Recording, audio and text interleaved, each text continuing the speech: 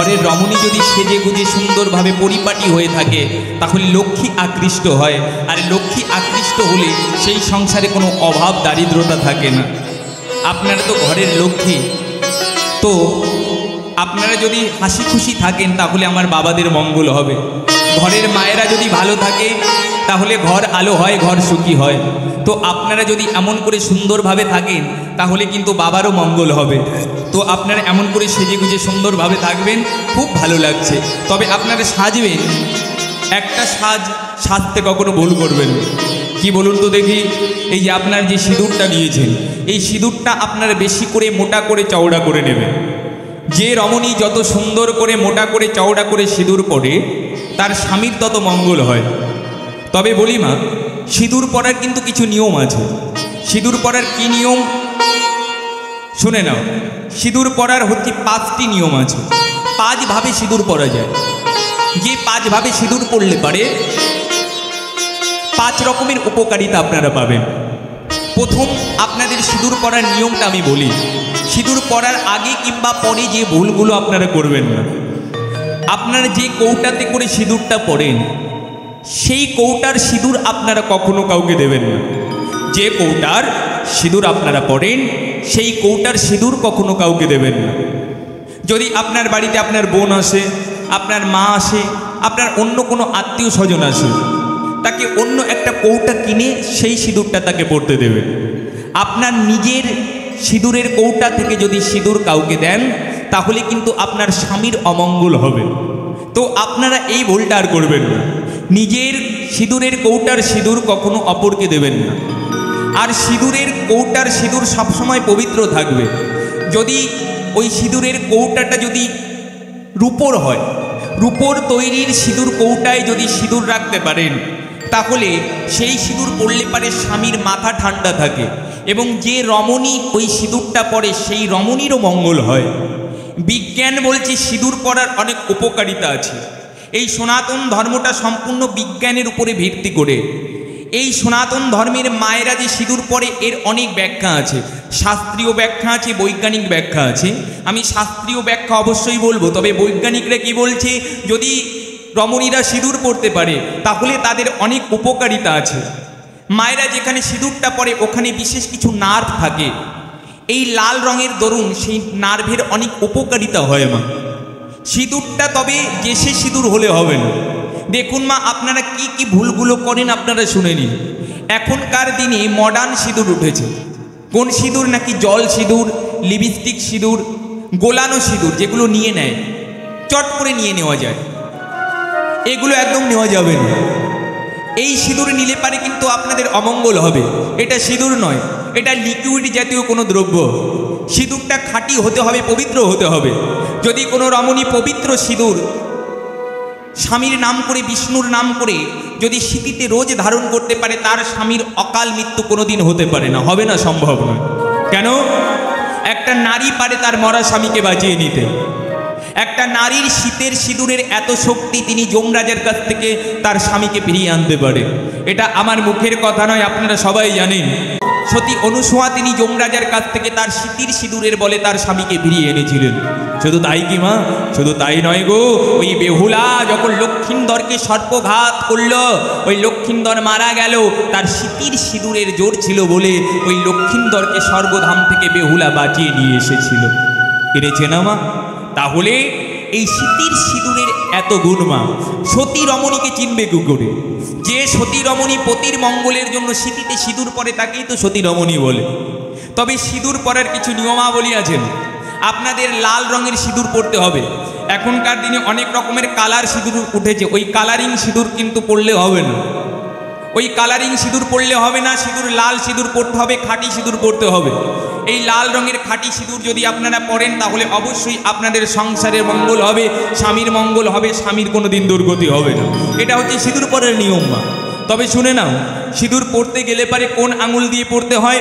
এই যে আমাদের মধ্যমা আঙুল, এই মধ্যমা আঙুল দিয়ে যদি কোনো রমণী সিঁদুর পরে তাহলে কি হয় মা? তাহলে স্বামীর পরমায়ু বৃদ্ধি হয়।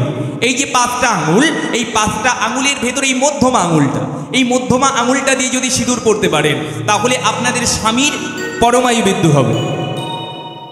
এই মধ্যমা আঙুলের পাশে দেখবেন একটা তর্জনী আঙুল আছে। এই যে তর্জনী আঙুল, এই তর্জনী আঙুল দিয়ে সিঁদুর কখন পরবেন? কখন পরবেন? যখন স্বামীর আয় উন্নতি হচ্ছে না। যখন স্বামীর আয় উন্নতি হচ্ছে না, যদি স্বামীর আয় উন্নতি করতে চান, তাহলে এই তর্জনী আঙুল দিয়ে আপনারা রোজ সিঁদুর পরবেন স্নান করে। তবে সিঁদুর পরবার নিয়ম শোনো মা, সূর্য উদিত হবার পরেই সিঁদুর পরতে হয়, সূর্য অস্ত যাবার পরেই সিঁদুর পরতে নেই, ঘোর সন্ধ্যাবেলায় কখনো সিঁদুর পরতে নেই। সব সময় সিঁদুর পরার নিয়ম হচ্ছে স্নান সম্পূর্ণ করে তারপরে সিঁদুর পরতে হবে। সিঁদুর পরতে পরতে কৃষ্ণের নাম মনে মনে স্মরণ করতে হয়, না হলে বিষ্ণুর নাম মনে মনে স্মরণ করতে হয়, তারপরে স্বামীর নাম নিয়ে সিঁদুরটা পরতে হয়। এইবার গেল এই বৃদ্ধা আঙুল। এই বৃদ্ধা আঙুল দিয়ে কখন সিঁদুর পরতে হয় মা? দেখবেন আগেরকার দিনে তো যুদ্ধ হতো, যখন যুদ্ধে যেত তখন মায়েরা, ঘরের পত্নীরা স্বামীকে বিজয় তিলক হিসাবে এই বৃদ্ধা আঙুল দিয়ে সিঁদুর পরিয়ে দিত। তো এই বৃদ্ধা আঙুল দিয়ে যদি মায়েরা সিঁদুর পরে, তাহলে স্বামীর সর্বকাজে বিজয় হয়, সে কোনো কাজে হেরে আসে না, সে যে কাজেই যাক না কেন তার জয় হবেই হবে। তাহলে এটা গেল 3টে আঙুল। এবার এই আঙুলটা কি বলে? এই আঙুলটা হচ্ছে অনামিকা আঙুল মা। এই যে মধ্যমা আঙুলের পাশে অনামিকা আঙুল, এই অনামিকা আঙুল দিয়ে যদি রোজ সিঁদুর পরতে পারেন, তাহলে কি হবে? নাকি আপনাদের স্বামীর সৌভাগ্য ভুলে যাবে, নাম যশ খ্যাতি অর্জন হবে। এই অনামিকা আঙুল দিয়ে সিঁদুর ধারণ করলে পারে। আর একটা আঙুল বাকি রইল, সেটা হচ্ছে কনিষ্ঠ আঙুল মা। দেখবেন অনেক সংসারে স্বামী স্ত্রীর মিল নেই, স্বামী পত্নীর কথা শোনে না, অনেক ক্ষেত্রে পত্নী স্বামীর কথা শোনে না, সংসারে নানান কারণে অশান্তি, স্বামী অন্যদিকে চলে গেছে, যে কোনো সমস্যা হতেই পারে। স্বামীকে যদি আপনার বাধ্য করতে চান, স্বামীকে যদি ভালো পথে ফিরিয়ে আনতে চান, যদি স্বামীকে কৃষ্ণ ভক্ত বানাতে চান, আপনারা এই কনিষ্ঠ আঙুল দিয়ে যদি 3 মাস সিঁদুর পরতে পারেন, কৃষ্ণের নাম করে, স্বামীর নাম মনে মনে স্মরণ করে, দেখবেন যে অবাধ্য স্বামী আপনার কথা শুনছিল না, সেই অবাধ্য স্বামীও আপনার কথা শুনছে। যে অবাধ্য স্বামী আপনার হরিভক্ত নয়, কৃষ্ণ ভক্ত নয়, সেও হরিভক্ত কৃষ্ণ ভক্ত হয়ে যাবে আমার গোবিন্দের কৃপায়। শুনে নাও মায়েরা, শুনে নাও। আর একটা কথা বলি তোমাদের, যদি সিঁদুর পড়তে পড়তে আপনাদের হাত থেকে সিঁদুর পড়ে যায়, তাহলে আপনারা কি ভাববেন মা? দেখুন, আমাদের হাত থেকে যদি সিঁদুরের কৌটা পড়ে যায়, আমরা বলি আহারে কি মঙ্গল হলো। এটা তো ভালো কথা নয়। সিঁদুর পড়ে যাও, এটা তো মাঙ্গলিক চিহ্ন, এটা মঙ্গলের প্রতীক। এই জিনিস যদি পড়ে যায়, তাহলে সবার মনেই খারাপ লাগে, আহা না জানি কি হবে। তো শুনে নাও মা, যদি হাত থেকে সিঁদুর পড়ে যায়, তাহলে কি লক্ষণ?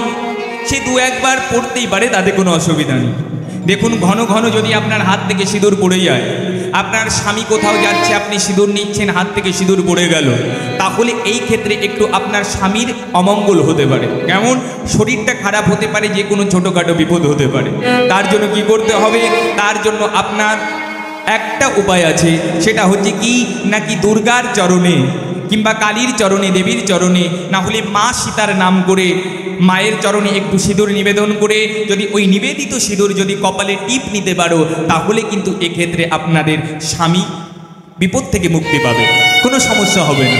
এটা হচ্ছে সিঁদুর পরার নিয়ম। এই নিয়মগুলো আমাদের পালন করতে হয়। তবে শুনে নাও মা, আপনার হাত থেকে সিঁদুরের কৌটাটা পড়ে গেল, ওই সিঁদুরটা অনেক মায়েরা করে। আমি নিজ চোখেও দেখেছি, গান করতে গিয়ে এক বাড়িতে গান করছিলাম, এক মা সেজে গুজে কীর্তনে আসবে বলে সিঁদুর পড়ছিল, তো হাত থেকে সিঁদুরটা পড়ে গেল। তো আমরা তো রয়েছি, কি করলো, মা একটা ঝাঁটা বের করে তাড়াতাড়ি সিঁদুরটা কুড়িয়ে ওই খাটের নিচে ঢুকিয়ে দিল, ওটা পরে পরে পরিষ্কার করবে। তো দেখুন মা, সিঁদুর পড়ে গেলে কখনো ঝাড়ু দিয়ে ঝাড় দেবেন না। কেন? সিঁদুরটা হচ্ছে মহাপবিত্র, এই সিঁদুর হচ্ছে মা লক্ষ্মীর প্রতীক। এই সিঁদুর ধারণ করলে পারে স্বামীর অমঙ্গল মঙ্গল ডিপেন্ড করে। তো এই সিঁদুরটাকে কখনো ঝাঁটা লাগাতে নেই, ঝাঁটা লাগালে আপনাদের সংসারেরই অমঙ্গল হবে।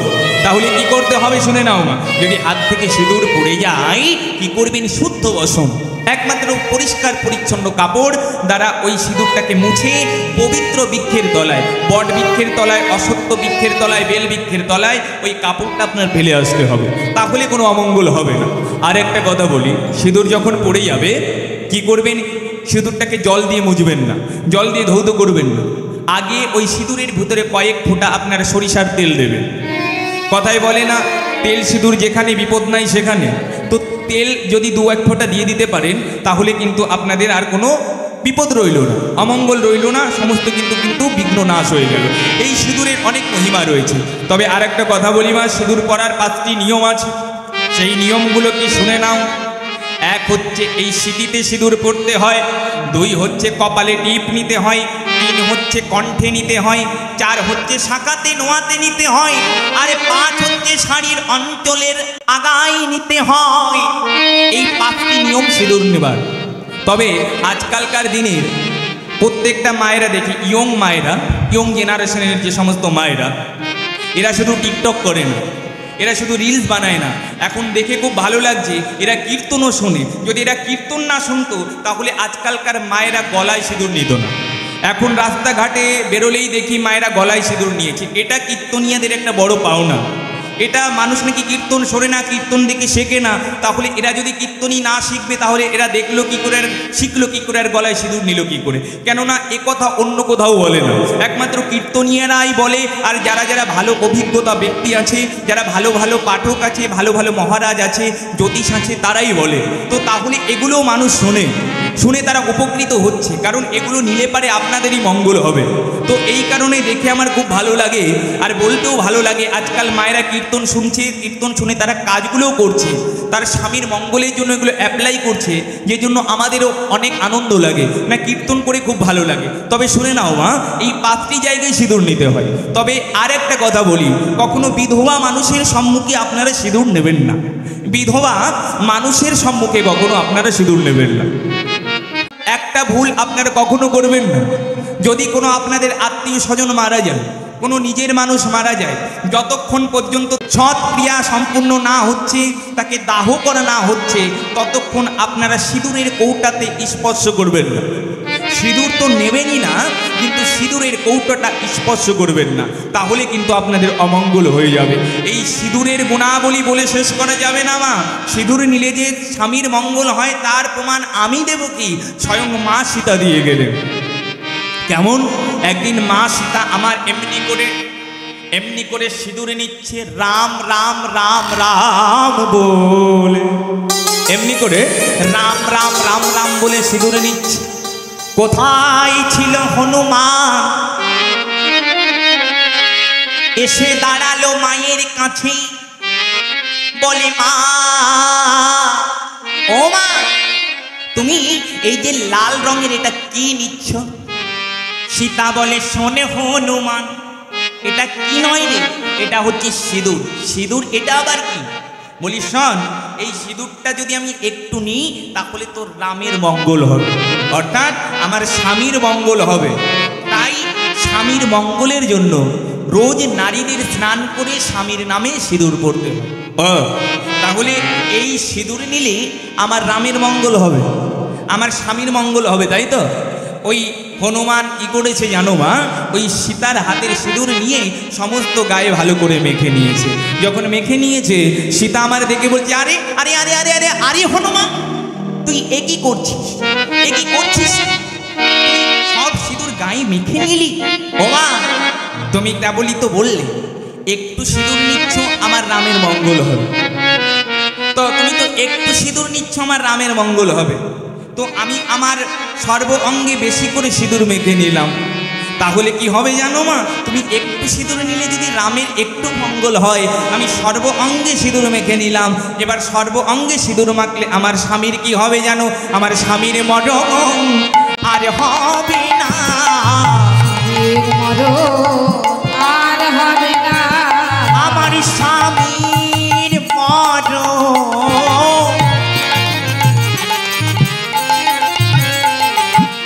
আর হবে না, আমার স্বামী।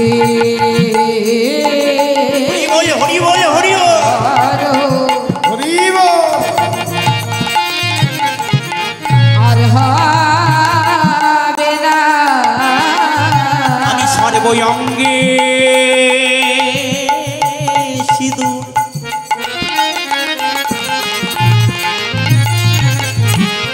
মেখে নিলাম,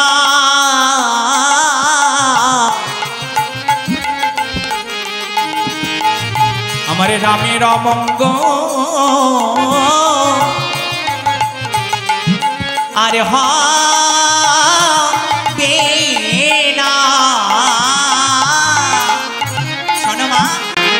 আমি সর্ব অঙ্গে সিঁদুর মেখে নিলাম, আমার রামের আর কোনোদিন অমঙ্গল হবে না। তখন সীতামা আমার হনুমানকে কাছে ডেকে বলে, ওরে হনুমান, তুই হতে পারিস বনের পশু, তবে তোকে বলি শোন, তোর এই ভক্তিতে আমি প্রসন্ন হয়েছি। ওরে হনুমান, তোরে আমি আশীর্বাদ করলাম, আজ থেকে শুধু নারীরা নয়, আমি তোকে এই আশীর্বাদ করলাম, পুরুষ জাতীয় সিঁদুর পরিবে। হরিও পুরুষ জাতীয় সিঁদুর পরিবে, পুরুষ জাতি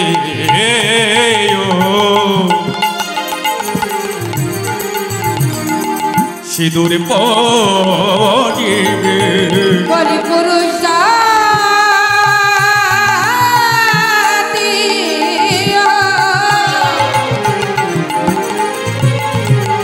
সিঁদুর পরিবে, পরিলে সিঁদুর তার মঙ্গল হবে। বলি পুরুষ জাতি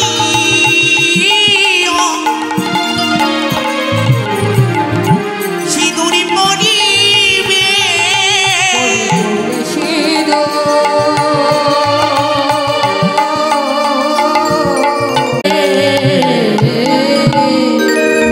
তোকে আশীর্বাদ করলাম, আজই থেকে পুরুষ জাতীয় সিঁদুর পরবে। তাই দেখবেন এখনকার দিনে ছেলেরাও কিন্তু সিঁদুরের টিকা নেয়। শুধু মেয়েরা সিঁদুর পরলে পারে মঙ্গল হয় না, পুরুষ জাতীয় সিঁদুর পরলে তাদের নানান ধরনের মঙ্গল হয় মা। তাই হনুমানের চরণে গেরুয়া রঙের সিঁদুর দান করা হয়। ওই গেরুয়া রঙের সিঁদুর যদি কোনো পুরুষ সকাল সন্ধ্যায় ধারণ করতে পারে, তাহলে তার জীবনে কোনো বাধা হয় না, হনুমানের আশীর্বাদ তারপরে সদাই বজিয়ে থাকে। হৃদয় গৌর হরি বল, হরি বল, হরি বল।